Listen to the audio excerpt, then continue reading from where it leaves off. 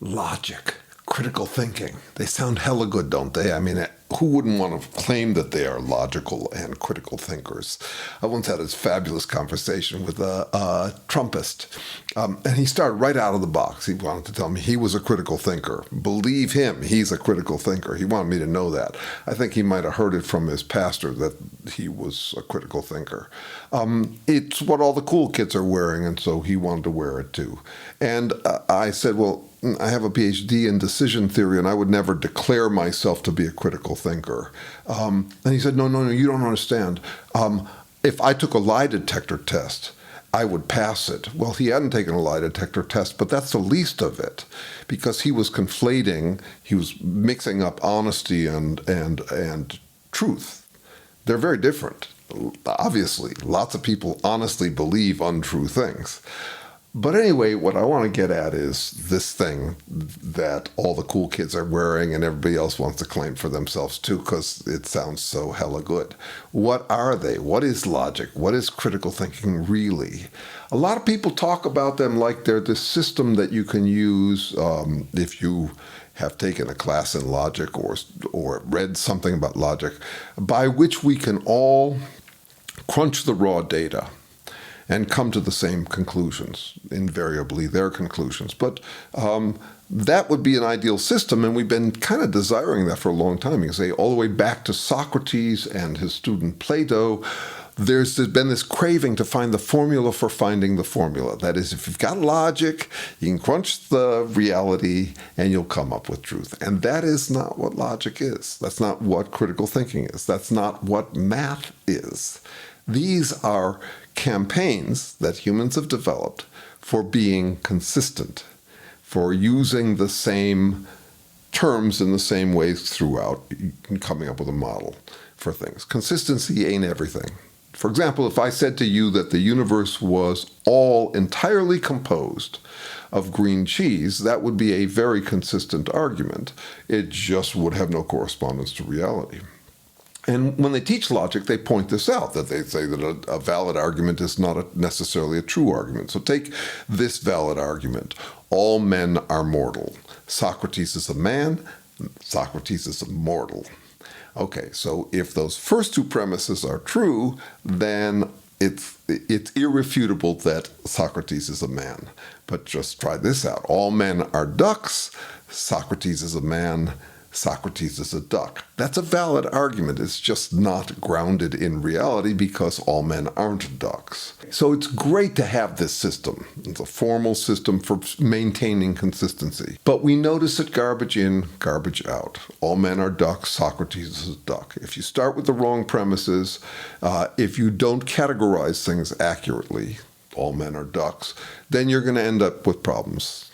Now, Socrates saw this. He saw this was a problem with logic. He saw the appetite in us to use logic basically the way we use God. It's another reference point, some kind of wild card, trump card. I'm logical. I'm critical. I'm a critical thinker. And therefore you've got to believe me, which is basically what this Trump troll was saying to me, because I have that higher authority to go from. Socrates noticed this problem. He was talking about the sophists. He was quite concerned about these people who would learn a thimbleful of logic and then employ it to spin their arguments as authoritative and to refute other people's arguments. Logic and rhetoric are basically the same thing. So you can use logic to undermine someone else's argument. You can use rhetoric to undermine someone else's argument. You can use rhetoric to do the same thing. They're basically the same things. We're talking about the human gullibility appetite. Our tendency to want to misinterpret reality. It's a fundamental appetite in us. I just want the truth, but it better be flattering. May the best idea win, and it damn well better be mine. That would be a human appetite. We'd want to claim the formula for ourselves, and we would use logic and rhetoric in order to do that. That would be our first and most practical use of logic and rhetoric. That's why I think that what we really need as core curriculum for everyone in the world, if I was in charge of the world, which I'm not, but if I could do anything with education, it would be basically teaching how to spin, how to unspin, and how to do both even-handedly. That is, the tendency would be for us to spin up our own arguments, spin down or deflate or discount other people's arguments. And so the crucial part of it is this capacity to overcome our own appetite, to spin up our argument and spin down our opponent's arguments. And for that, basically, the scientific method is actually useful here. I think of it as to get what you want, set aside what you want long enough to see what is. And then, better informed, you'll be able to get what you want. And it doesn't just apply to science. It applies to dating. It applies to business. If you want to succeed in business, you've got to kind of overcome your own highly motivating appetite to think that you're all that and that people are going to want your restaurant so badly. You have to overcome that enough to be able to see from your customer's perspective. In a way, science and marketing have that in common. To get what you want, set aside what you want long enough to see what is. The Buddhists even have a line I like about it. I can't find the attribution for it, but I've heard it enough.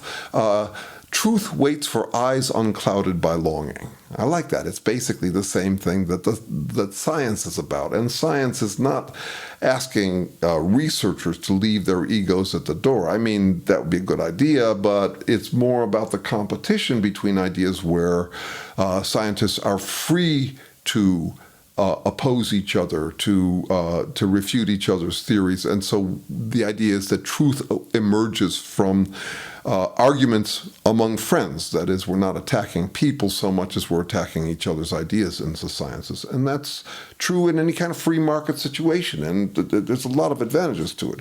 But to do your part to leave your ego at the door, I think the heart of education has to be the ability to spin, unspin, and do both even-handedly. So for me, for example, I make a point of being able to make a persuasive counter-argument to everything I say. Everything I declare, I have to be able to make a persuasive argument. I don't have to believe the argument, but I have to be able to make a persuasive argument on my opponent's behalf. That is, I have to be able to say what they say to me in a way that they would say, damn, you understand me better than I understand. You expressed me better than I expressed myself, that kind of thing. And that is also a refutation of myself. So to spin, how to unspin, how to do both even-handedly, so as to counter our natural sophist tendency, what Socrates described as the sophist. These are basically spin doctors back in ancient Greece. These were guys who would go out and teach people how to make persuasive arguments for whatever they wanted. And Socrates found them very troubling and wanted to therefore come up with the absolute method by which you could absolutely come up with final truths. What is friendship? What is virtue? All of these things. He didn't succeed at it in a way. Aristotle took a crack at it after Plato.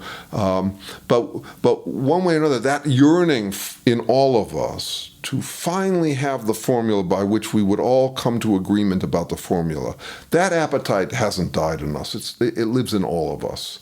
It's kind of the romantic ideal. My definition of romance is the dream of happily ever after that lives in all of us. And yeah, sure, that manifests in this idea that we could become critical thinkers, or that the idealists, the self-romanticizing idealists, have found the formula for finding the formula, and that therefore they've found the formula. I get that all the time. You get this a lot from moral absolutists. They find moral relativism evil.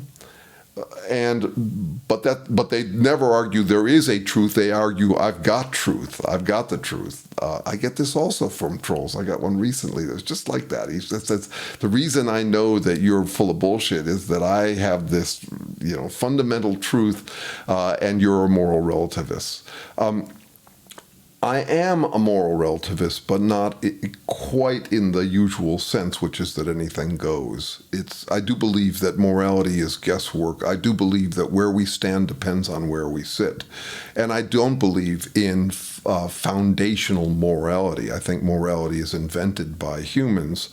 My fundamental moral principle is the meaning of life is to not end it. And in particular, not to end human life, because it's this extremely fragile thing. And the only thing in the universe, the only kind of thing, a languaged organism, is the only kind of thing that it can actually speculate about the universe. But I don't believe that that's a fundamental moral truth in reality. I don't think God or the universe imposes that. And I don't believe I have an argument that would forcibly compel anyone else to comply with my moral assertion that the meaning of life is to not end it. It's just one that I bank on myself.